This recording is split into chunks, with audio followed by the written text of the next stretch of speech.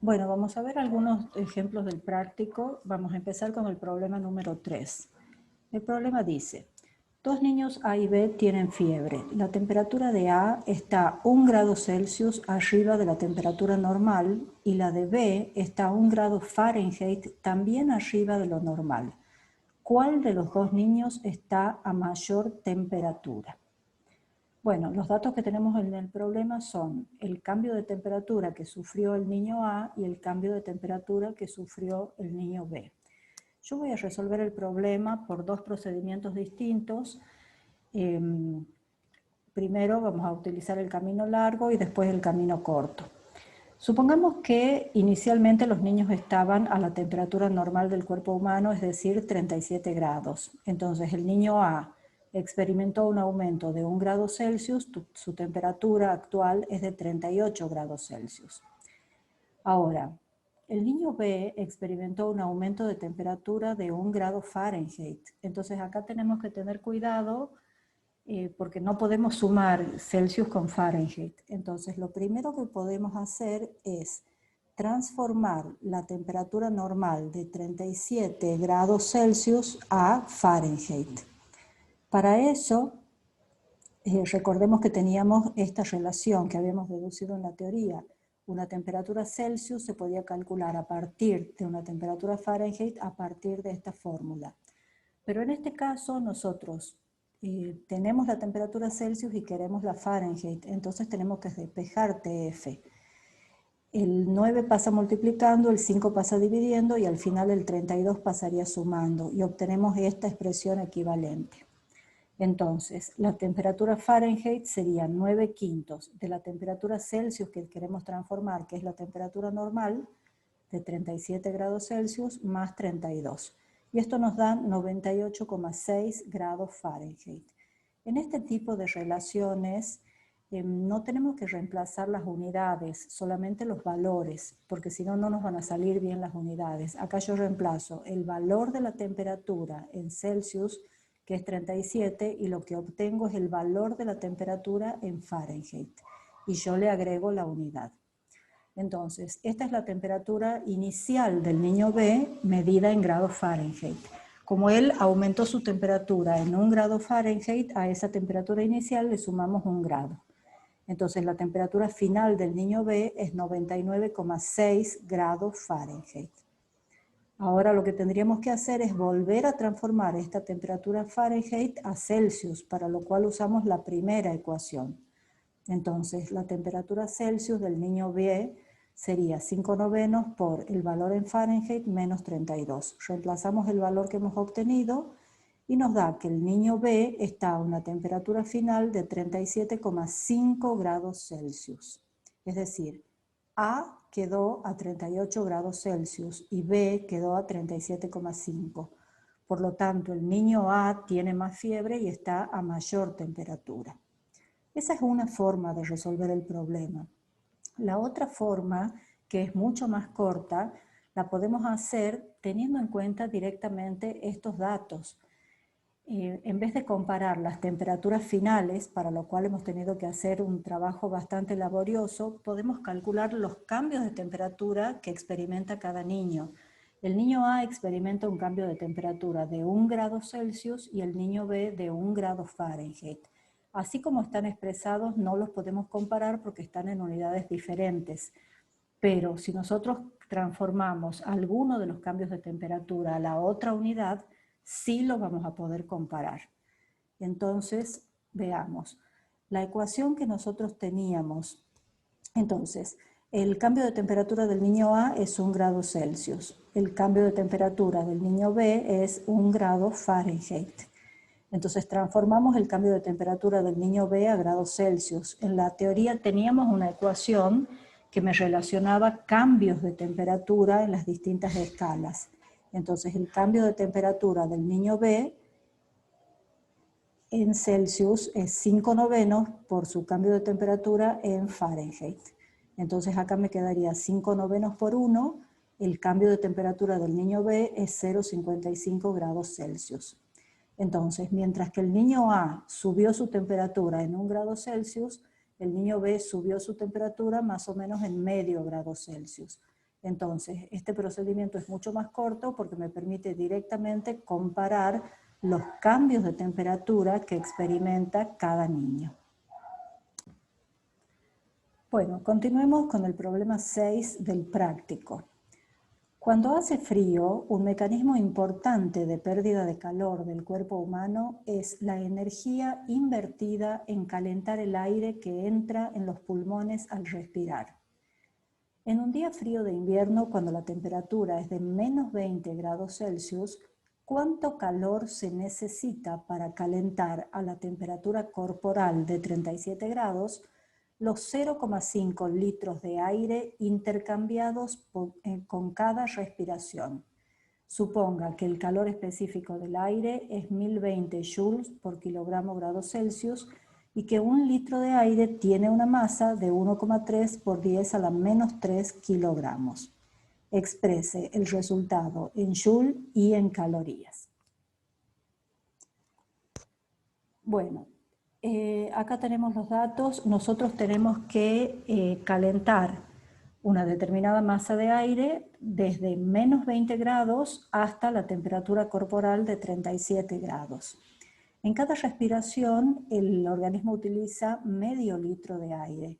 Entonces, el problema me aclara que un litro de aire contiene 1,3 por 10 a la menos 3 kilogramos de aire. Entonces, 0,5 litros de aire corresponderán a X kilogramos. Entonces, planteando la regla de 3, podemos saber que en ese medio litro de aire tenemos una masa de 6,5 por 10 a la menos 4 kilogramos, que yo lo anoté acá directamente como un dato del problema.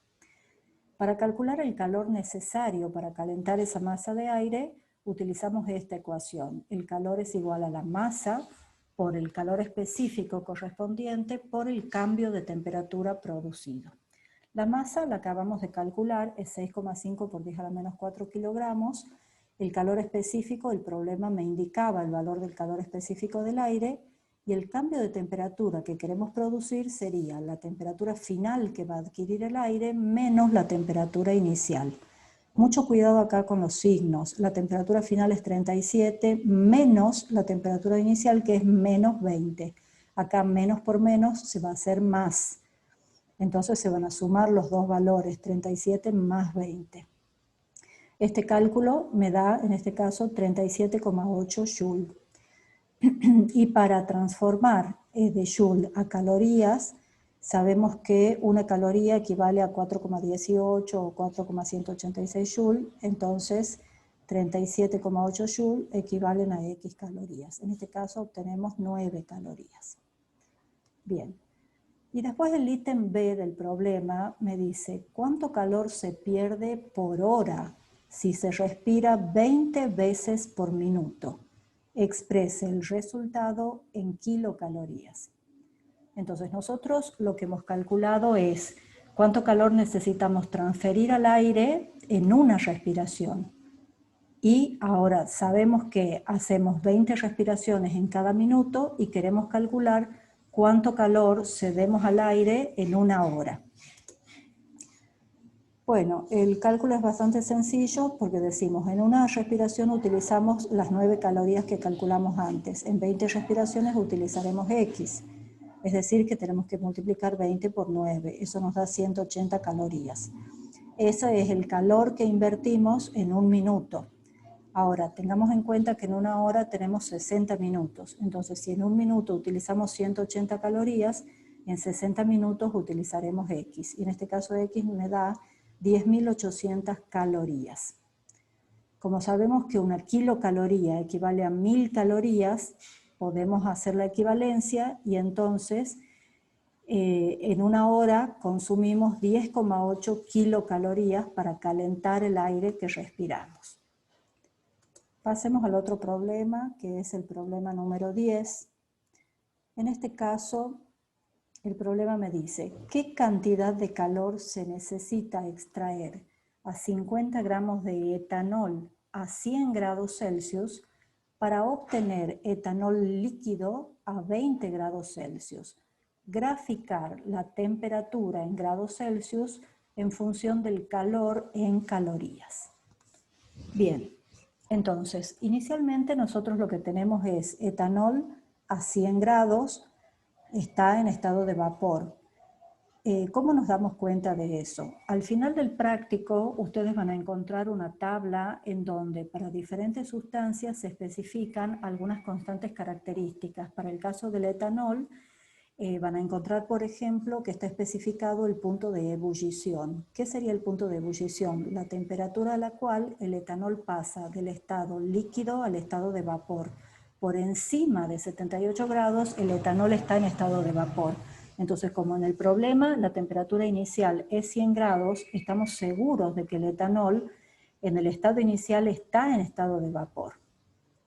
Yo le voy a quitar calor al etanol y el etanol va a descender, va a bajar su temperatura hasta los 78 grados. Cuando llegue a los 78 grados, si continuamos quitándole calor, en ese caso no vamos a tener vapor de etanol que va a bajar por debajo de 78 grados, sino que al quitarle calor, el vapor de etanol se va a transformar en etanol líquido. Y cuando se haya completado el cambio de estado, recién si continuamos quitándole calor, el líquido va a bajar su temperatura hasta la temperatura final. Es decir, que el calor que nos pide el problema no lo podemos calcular en un solo paso. Vamos a tener que calcular 3 calores diferentes. El calor necesario para enfriar el etanol gaseoso de 100 a 78 grados, después el calor necesario para transformar el gas en líquido y finalmente el calor necesario para enfriar el líquido de 78 hasta la temperatura final de 20 grados. Por eso es que acá hemos puesto que el calor total que hay que quitarle al etanol sería Q1 más Q2 más Q3. El primer calor que vamos a calcular sería la masa del etanol, que es 50 gramos, por el calor específico del etanol en estado de vapor. ¿Sí? Como en este caso se produce un cambio de temperatura, la ecuación que tenemos que usar es Q igual a mc delta T. Si bien el enunciado no les da las constantes, las van a buscar en la tabla que está al final del práctico. Entonces, en la tabla encontramos el calor específico del etanol en estado gaseoso. Entonces tenemos la masa de 50 gramos, de la tabla buscamos el calor específico, que es 0,82 calorías por gramo grado Celsius, la temperatura final es 78 y la inicial es 100. En este caso el calor nos da negativo, esto se ha bajado, pero el resultado sería menos 906,5 joule. Ese calor negativo es coherente con el hecho de que la temperatura del etanol gaseoso está disminuyendo y me indica que el cuerpo está perdiendo calor. Bien, una vez que yo le saqué esa cantidad de calor al etanol, logré que llegue a los 78 grados. Ahí continuamos extrayéndole calor.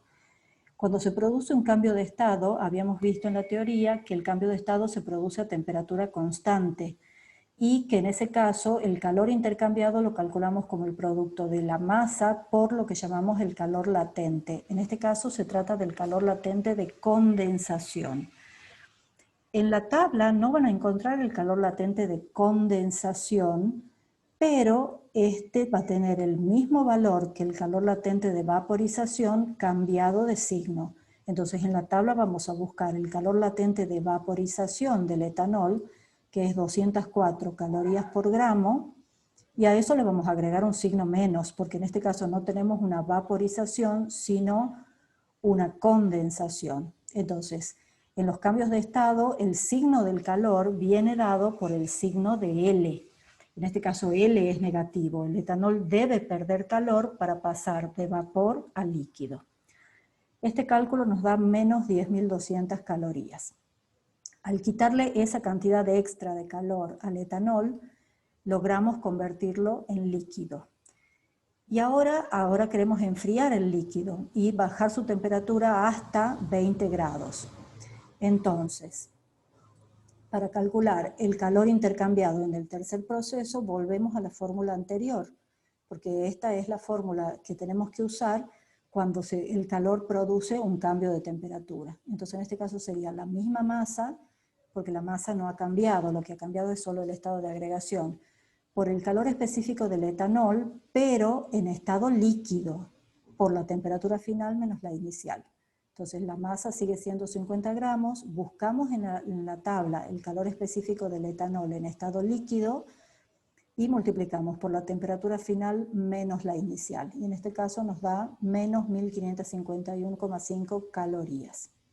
Entonces el calor total que le hemos tenido que extraer al etanol es la suma de los 3 calores que hemos calculado antes.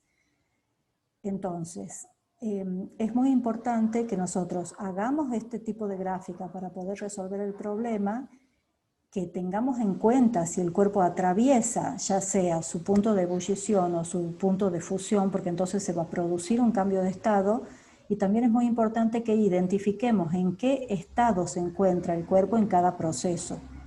Acá estaba en estado de vapor, entonces en este tramo lo que necesitamos de la tabla es el calor específico del etanol como vapor. Acá se produce el cambio de estado, por lo tanto necesitamos el calor latente de condensación, y en la última etapa el etanol se encuentra en estado líquido. Entonces ahí tenemos que buscar el calor específico en estado líquido.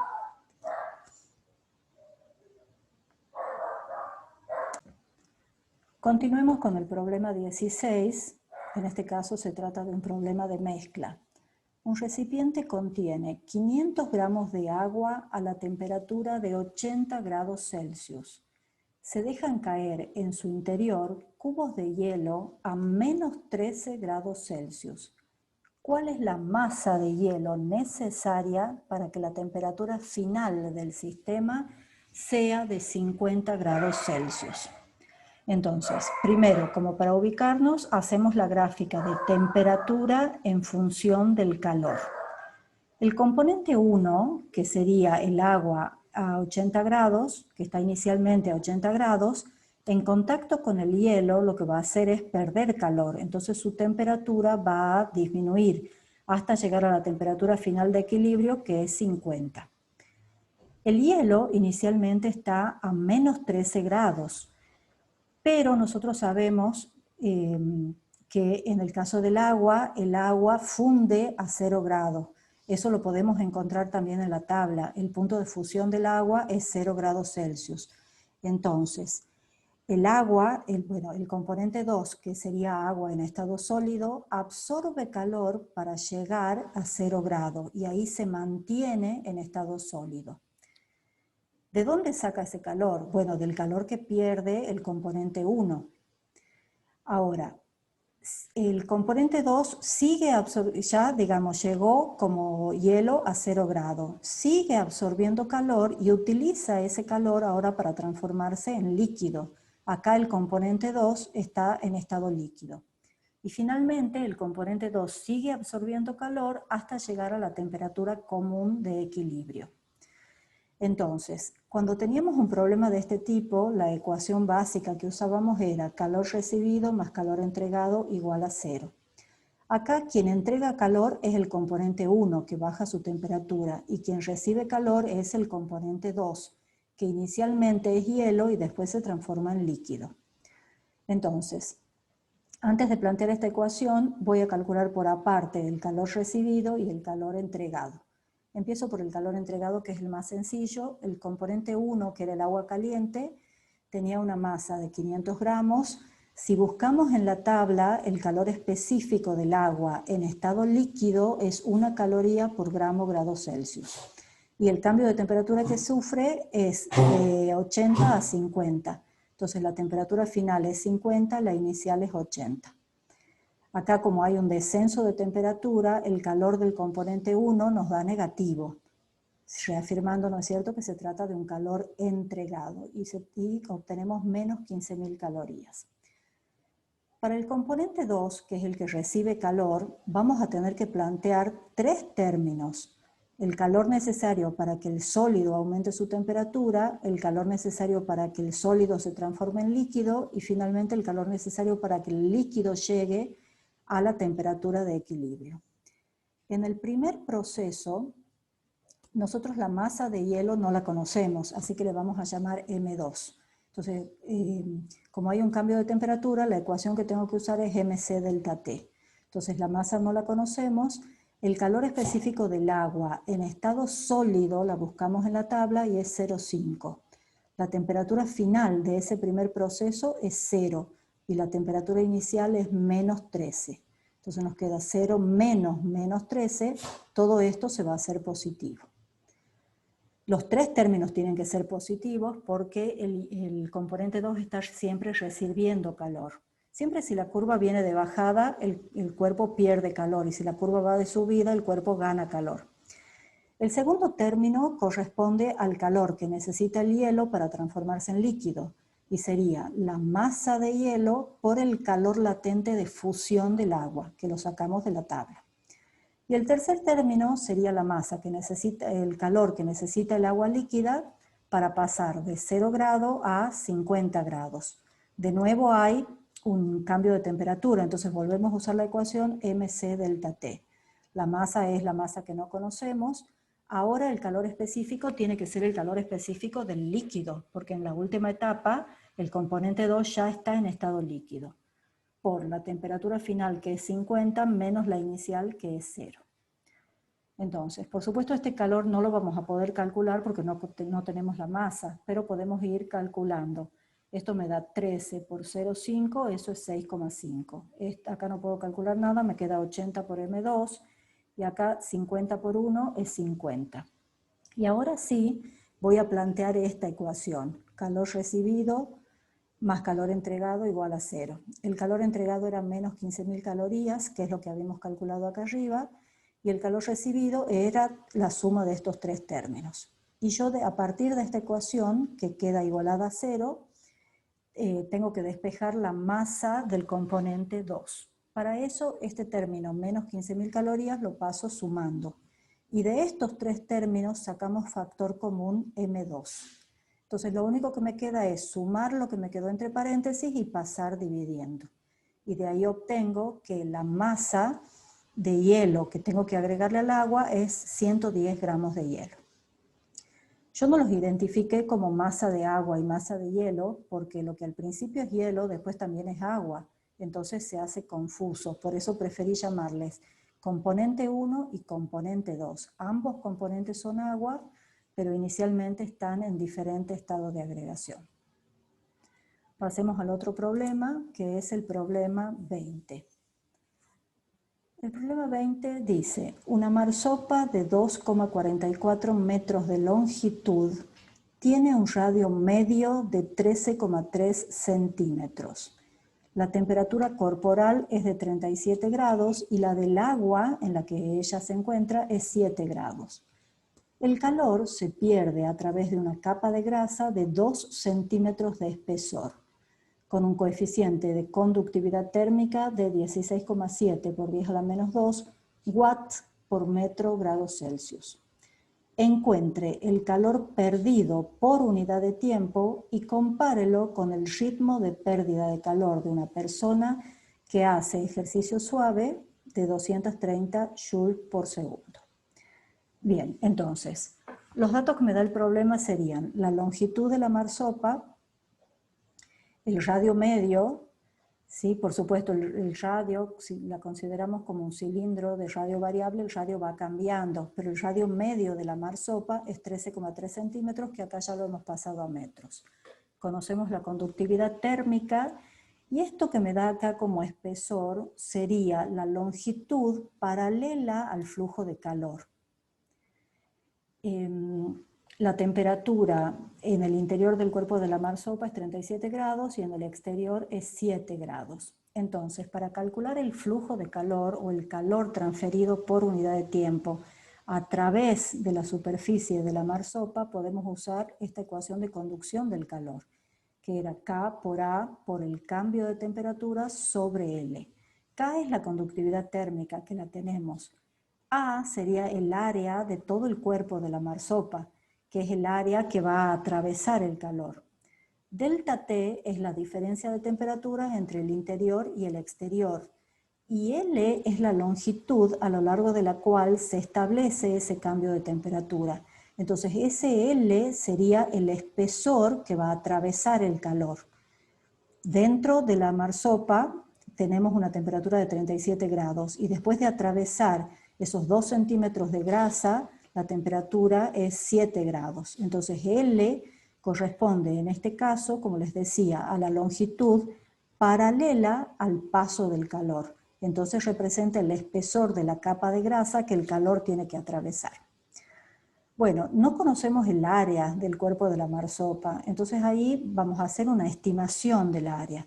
Para eso la vamos a modelizar a la marsopa como si se tratara de un cilindro y vamos a calcular el área de la superficie lateral del cilindro. Obviamente la marsopa no es un cilindro, pero estamos haciendo un modelo y en todo caso lo que vamos a obtener es una estimación, no un valor exacto. El área de la superficie lateral de un cilindro se puede calcular como 2pi por radio por la altura del cilindro. La altura del cilindro acá corresponde a la longitud de la marsopa. Y el radio, vamos a tomar el radio medio que nos da el problema. Entonces calculamos el área y el área de la superficie de ese cilindro hipotético es más o menos 2 metros cuadrados. Entonces ya tenemos todos los datos. Ya estamos en condiciones de calcular el calor transferido por unidad de tiempo. Teníamos la constante K, el área la acabamos de calcular, es un poquito más de 2 metros cuadrados, el cambio de temperatura entre el interior y el exterior es 37 menos 7 grados, y el espesor a lo largo del cual se produce el flujo de calor era de 2 centímetros de grasa o 0,02 metros. Y esto nos da 510 joule por segundo. Es decir, en cada segundo la marsopa transfiere 510 joule hacia el agua. Joule por segundo era watt. El problema nos pedía que comparemos este valor con la potencia metabólica de una persona que realiza un ejercicio ligero, que es más o menos 270 watts. Al hacer el cociente, esto nos da aproximadamente 2, o sea, la marsopa disipa el doble o transfiere por segundo una cantidad de calor que es el doble que el que transfiere una persona que hace un ejercicio ligero. Bueno, eso es todo. La clase que viene ya vamos a ver los problemas de termodinámica.